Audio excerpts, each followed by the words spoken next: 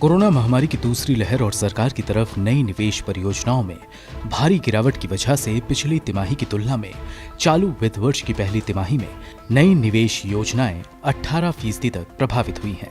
अर्थव्यवस्था को पटरी पर लाने के लिए सरकार के खर्च करने के दावे के बावजूद सार्वजनिक बुनियादी ढांचे का निवेश जनवरी-मार्च तिमाही की तुलना में लगभग आधा हो गया है। इसकी वजह से इस साल अप्रैल से जून महीने की अवधि में नई योजनाओं पर कुल खर्च 39% कम हुआ है। इस दौरान 3,34,572.5 करोड़ के नए निवेश वाली लगभग 2,200 नई परियोजनाओं की घोषणा की गई, जबकि पिछले 3 महीने की अवधि में 4,08,237 करोड़ रुपए की 2,716 नई परियोजनाओं की घोषणा की गई थी।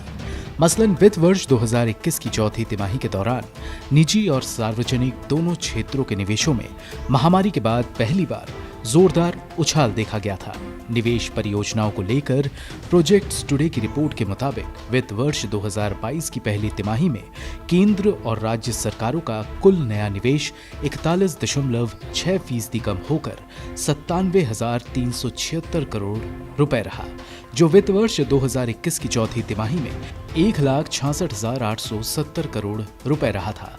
मसलन मैन्युफैक्चरिंग, इंफ्रास्ट्रक्चर और इरिगेशन के क्षेत्रों में सरकारी निवेश घटा है। मैन्युफैक्चरिंग क्षेत्र में पिछली तिमाही के मुकाबले इस तिमाही में 481 करोड़ रुपए का निवेश हुआ है, जो 77.03% की शुद्ध गिरावट है। इनके अलावा इंफ्रास्ट्रक्चर पर पिछली तिमाही में जहां सरकार ने 1,33,696 करोड़ रुपए का निवेश किया था, उसमें 48.13% की गिरावट देखी गई है। जबकि इरिगेशन क्षेत्र को तो मानो अर्थव्यवस्था का हिस्सा ही नहीं माना गया है। इस क्षेत्र में सरकारी निवेश 96% तक कम हुआ है। इसके विपरीत इस वर्ष की पहली तिमाही में निजी निवेश में क्रमिक रूप से केवल 1.7% की गिरावट देखी गई। जनवरी और मार्च 2021 के बीच विनिर्माण परियोजनाओं में 45% की महत्वपूर्ण वृद्धि की वजह से ये जनवरी और मार्च 2021 के बीच 1.70 लाख करोड़ से अधिक पर पहुंच गई।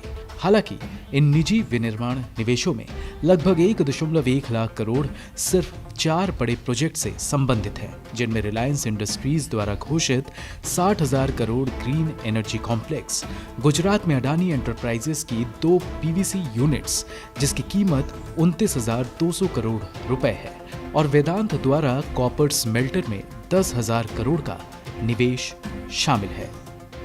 ब्यूरो रिपोर्ट, गो न्यूज़।